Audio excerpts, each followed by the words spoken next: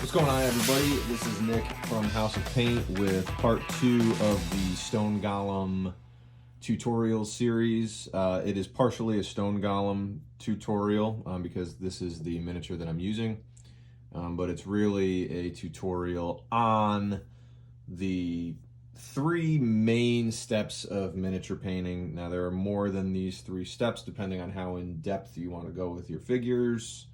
But the 3 most important steps to know, excluding priming, is base coating, which we have already discussed in part 1. So if you haven't watched part 1, please go back and check out part 1, which is the base coating phase. And step 2, which we're covering in this video, is going to be the washing phase. So what a wash is applying a very heavily diluted paint, and some people also use acrylic inks for this, but in most cases you're going to want to use a diluted paint, also known as a wash.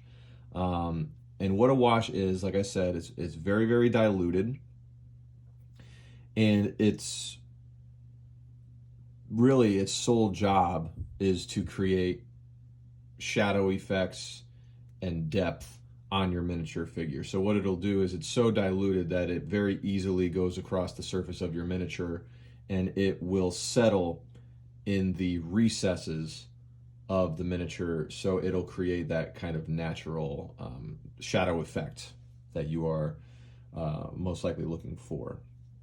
So we're going to try it out on the Stone Golem today so I can show you what I mean. So I always like to shake him up just a little bit. And Stone Golem is here. He's already based. We based him in Dungeon Stone from Army Painter. And the wash that I have here, I'm not sure if you can see that. The wash, put it right there. Very, very diluted, very loose, but I'm still going to take it a step further, and I'm actually going to put a drop of water from my water dropper right in there, just dilute it just a touch more. And as you can see, very, very watery, very, very watery. And we're going to bring them up to the Stone Golem, and you'll be able to see right away the detail or the depth that this creates. Let me see if I can. Right, there is his face, and we're going to just go. And you can, right away, you can see the definition in his face and his upper lip. Now up here, it is pooling just a little bit more than I would like to, but that's okay, because really what you want to do with a wash is you want to kind of just pop it on and then manipulate it. So you can really just get that wash where you want it to create the shadow where you want it. So just like that. Washes do take a while to dry, so you can expedite that process with like a miniature fan, or I've been using a hair dryer because I've been painting larger miniatures. My wife's not pleased about that. I actually don't know where I left it last, so that'll be an interesting discussion. But you can see on the face right there, it's really bringing out some of the deeper detail.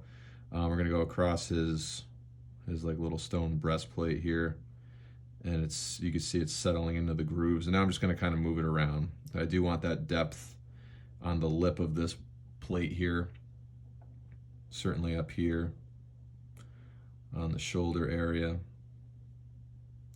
Washes are also going to darken your original base coat, which is why I mentioned in the first video, you want to choose a color for your base that's kind of a mid-tone to where you really want your color to end up. Because if you are planning on using washes, the wash is definitely going to darken your original color. And that's okay, because in the upcoming stages, like highlighting and stuff like that, we get to really do some fun stuff with bringing out that color. You can see on this leg here, Really settling nicely into the grooves. And you can find washes in any gaming store where you buy your miniature figures. And if they don't have them for sale, if they don't sell paints, then you can always find them online. They have some really nice wash sets, because when I first started with washing, you can see that definition coming out right there. When I first started with painting, I really only used brown and black washes, but there are so many cool washes that you can actually use specifically for fantasy figures, and they come in pretty much all colors. So I mean, they have red washes, green, flesh washes are really helpful for when you're painting flesh. So just a lot of fun stuff, and really it's all about experimenting, just seeing what works, what doesn't work. Stone, I generally always go with like a mid-tone gray and then follow it up with a black wash, and the black wash really makes it settle in pretty nice. You can see we're really catching these grooves on the stone golem here. And again, I'm using stone golem as an example because it's a relatively simple figure to paint. There's really just a very basic color scheme. Again, like I said in the previous video, one color for the base coat, and that's really it.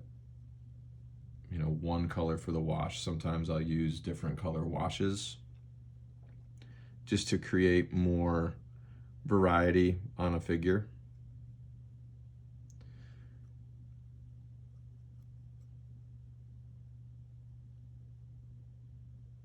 But not on stone golem. Stone golem doesn't lend itself to a whole lot of variety because he's just a character made out of stone. I may add some pretty neat little flecks, like a fleck effect that I'll explain probably during the highlighting phase, which will be the next one. But you can see right there, we're getting some really nice definition there. I'm gonna go back and check some areas though. All right, that's looking good. That's not pooling as much as I was afraid it might. But any areas where like on the surface, like if something is a raised surface, you might not want your wash to settle there, because depending on where the light's hitting it, it probably won't have a shadow effect on like a raised surface. So I'm gonna go back and pop some more wash into the palette here, because again, I don't like to use too much on the palette because it is a precious commodity, and you can always get more paint on there, but you can't take paint away. So definitely want to be careful. Down here where there are some significant grooves, I'm applying it pretty generously just because I do want those effects to kind of pop out. Moving it around. So it is pooling a little bit, so what I'm doing here is I'm just drying off my brush a little bit on a paper towel that I have next to me. I'm just going to clean that up a little bit, and you can see it just absorbs that wash like a sponge. You can get it right up where you want it to. All right, this is looking okay. I'm gonna hit this stony deltoid as I kick my camera again.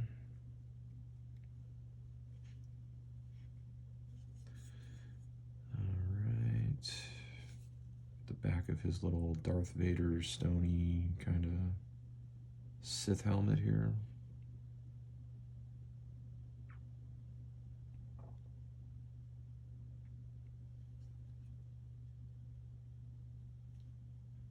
Make sure I get the inside.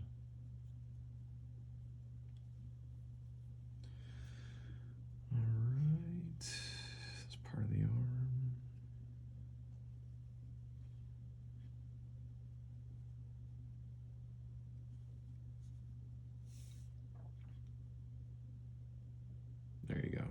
really see the separation in the fingers really pop out there.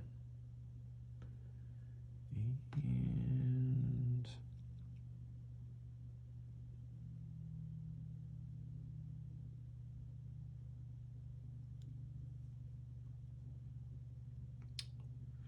I think we have washed him. I think he is washed. I'm just going to do a little once over here.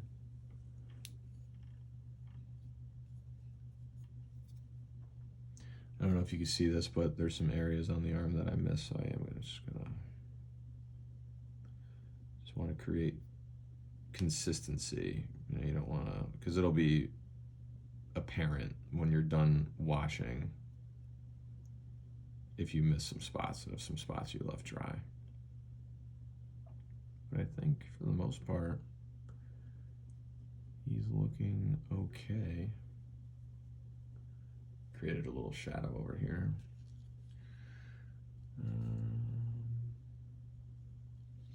Try to keep him on the camera for all you guys. You can definitely see in the face up here where he, you know, you can, those eyes are starting to pop. The eye indentations are starting to pop, and the lips. Maybe get a little bit more under his neck. But that is Stone Golem. That is the wash phase right there. And on a character that's monochromatic like a Stone Golem, the wash phase is pretty stress-free and, I don't want to say careless, but, you know, there's kind of more margin for error because, I mean, it's again, it's one color, so you're not going to be messing anything up. It's on the figures that have multiple color schemes and thus maybe multiple wash schemes where you really have to be careful. But that is the wash. Stone Golem's looking pretty good. And we are done with part 2. Be sure to hit like, subscribe. You can follow me on Instagram at House of Paint 203. Again, this is Nick signing off.